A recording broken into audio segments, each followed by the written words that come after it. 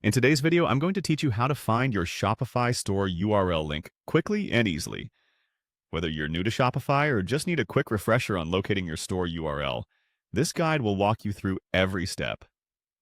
To get started, you'll want to head over to your Shopify admin page.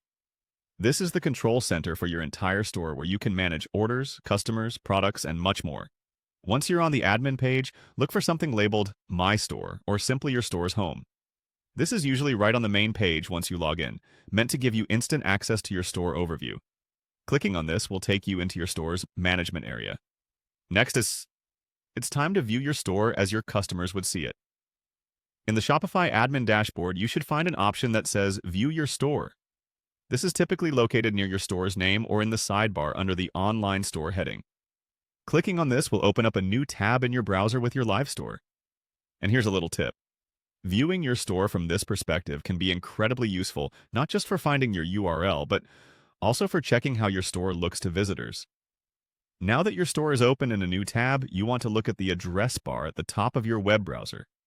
That's where the magic happens. This web address displayed in the browser's address bar is your store's public-facing URL. This is the link you can share with others, use in your marketing materials, or paste into your social media profiles to direct customers to your shop. It's a straightforward process, but if you're like handling multiple tasks or just diving into how things work, knowing exactly where to click can save you some valuable time. Remember, every time you make changes or want to check in on how your shop looks, simply repeat these steps and you'll be right where you need to be.